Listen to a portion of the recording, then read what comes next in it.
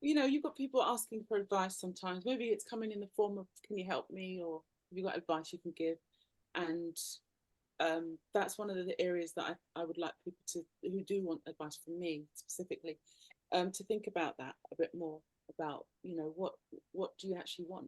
That's the first thing I speak to, and it's when I do some mentoring and stuff for at any age, just musicians in general, not just bass players. And the first thing I ask them is, what do they want? And you know, very few can answer that straight away. It's very interesting because the first thing I say is, what do you actually want to achieve?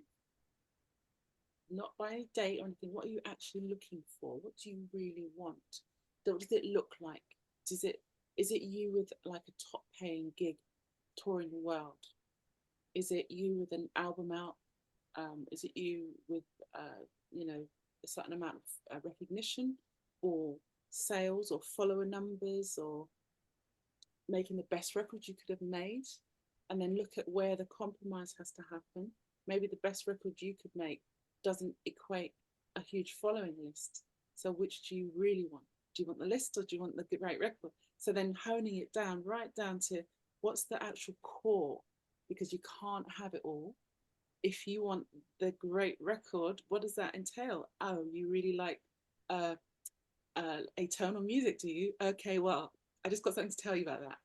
Big follower numbers doesn't come with atonal music. So you really know, you really want to make a record that's a bit out there. Okay, so how much do you really want to make? And if they really want to make that record, it's a case of getting settled in yourself and acknowledging that you have to let go of some other ideas you have about what success looks like, because the true success is actually the record. So it might mean that you don't sell a lot, might mean you don't have a big follower list, but you've identified that your actual real ambition is the record being this particular thing. And so once that's acknowledged and so said out loud, strangely what happens is this peace kind of happens. It's like, oh, I get it. I get what I want now. So now it's easy to not be a little bit envious about the kid that can play 5 chords that has got 10 million followers. You know, it's like, yeah, we don't need to bother ourselves with that, because I'm making this thing. It's like fully focusing my attention. So what's going on out there now, it doesn't matter anymore. It's sort of like, it's a path to happiness, really knowing what you really want, really. I mean, that's what I try to do with people when I talk to them.